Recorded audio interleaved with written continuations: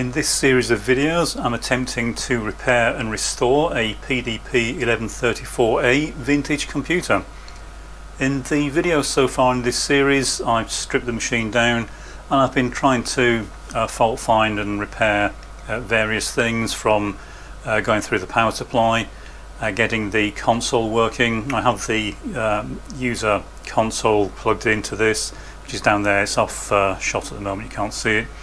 And in the previous video in this series I was trying to fault find an issue with some PROMs on the M8266 CPU card. So the CPU is discrete in nature, although there are a lot of PROMs that are part of the hardwired logic system. So it's quite complex and it's spread across two large boards. I have the M8265 board, you can see at the top here. I've got it on some risers at the moment so I can work on it, and these two cards form the main CPU in this machine. But the problem I was having in the previous video, in fact there were quite a few faults with this CPU, but the one I was trying to deal with was the data coming out of some of the PROMs did not seem to be right. So if we look at the schematic, in particular the line that I was looking at that was problematic was K27MPC03L, and it goes to four separate PROMs, or one of the pins on four PROMs, as well as several other ICs, and all the connections to this, all the outputs into this line are open collector. So in theory it shouldn't do any harm if they all start fighting, but there was a short on this line to plus 5V rail, which I removed, but obviously with these being open collector, when they try to pull that line down, it obviously can do some damage. So I don't yet have a spare card. I'm trying to get hold of a spare card so I can take all the ROMs out, read them, and then I'll put those images on my website, as well as being able to compare it with the ROMs out of my card. You can see I've removed a number of the ROMs. In fact, I've removed the four ROMs that are connected to this particular line, and I've read them, and one in particular had a stuck bit when I was looking at it in the board, and it seemed to be showing the same problem when I was trying to read it in the programmer. But I did manage, I think, to finally get some sensible data out of it.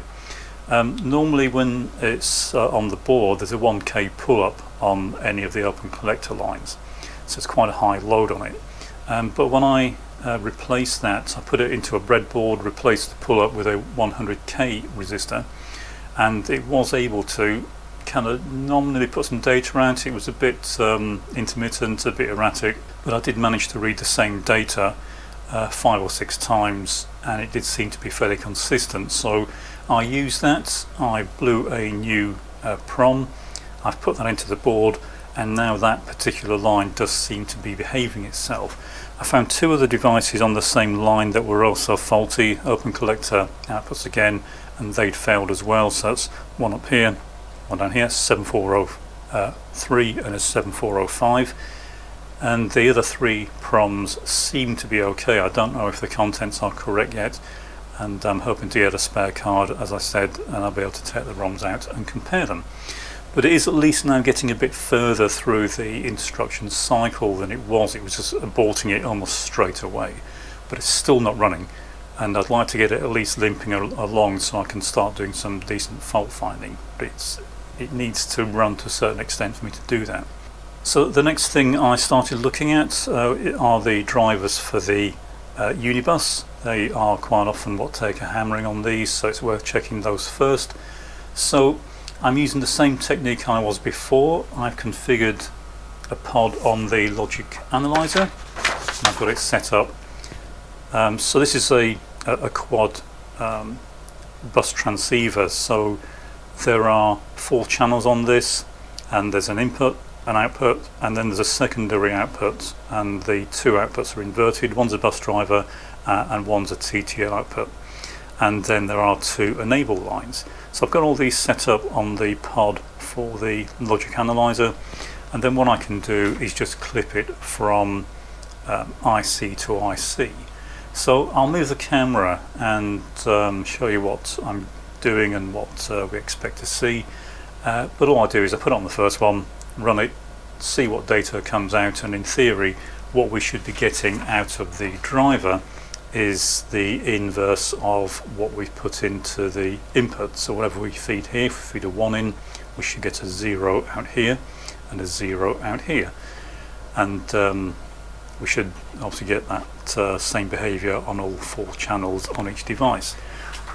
There are quite a few of these devices on these boards, of course, because there are quite a few connections to the Unibus, and these are open collector, and because they feed onto the Unibus, that's why you need a termination card that has pull-up resistance on it, otherwise the output would always stay low. Okay, so I'll move the camera so you can see the logic analyzer. Unfortunately, you won't be able to see it particularly clearly because this whole thing's in the way and the logic analyzer is sitting behind, but I'll try and get you a view of the analyzer.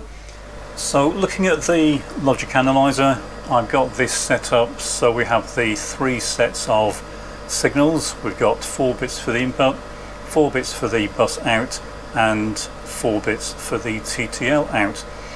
And notice that the bus out is inverted. That's what the minus sign over here means, and the reason for that is so we can compare the output more easily. So if you look at the spec sheet for this, you see the data comes in here, so that's our input. It's inverted when it goes through the bus driver, so it comes out inverted, but then it's the inverted output that is inverted once again to go to the TTL out. So the TTL out is inverted twice, and that means that it will be the same as the input in terms of its polarity, whereas the bus driver will be inverted. So what I've done is set the logic analyzer up so the bus out is inverted in the way it's displayed on the analyzer, and that means that everything should be displayed giving the same values. We can now go to waveform. I'll set this to run. I'm going to turn on the PDP. It's come up, it's not running, it's showing 2 again on the display, so it's immediately crashed trying to run the first instruction. So we'll capture some data from one of the bus drivers, and the portion we're interested in here is on the right. Ignore this bit here, this is just the kind of transitional portion when it's switching the drivers. But notice here that the input is 0. The bus output is saying 0 here, but remember that's inverted by the analyzer, and then the TTL out is showing 0, and that's inverted twice. So the point is all these should be the same, so it should be 0, 0, 0, which it is. So that's fine, we'll capture it one more time. That's fine. I'm going to turn the PDP off. I'll move the test clip onto another bus driver and we'll see what we get on there.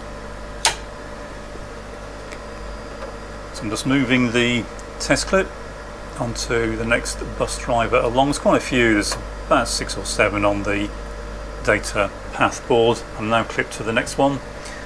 We'll turn the PDP back on, capture some more data, and once again you can see we're getting 0, 0 and 0, so all the data matches what it should. However, what I found when I went to look at the bus driver on the control board, okay, so we're looking at this point here, we're looking at this device, and this is one of the only bus drivers on the control board. This is the front of the 2 boards, and I've got the clip, or at least I'll move the clip now to look at this device. It's showing 2 parts here, but it's this and this, and then we'll run the test again and see what we get. So I'll just move the clip. Okay, I'll turn the PDP back on and we'll capture some more data. Okay, so this time if you look at the data you'll see that both the enable lines are low, so that is that the device is enabled, but the inputs and outputs are not matching. So you can see it looks like the second bit is stuck, and it's stuck high. So if we look at that on the schematic, so looking at this on the datasheet for the device.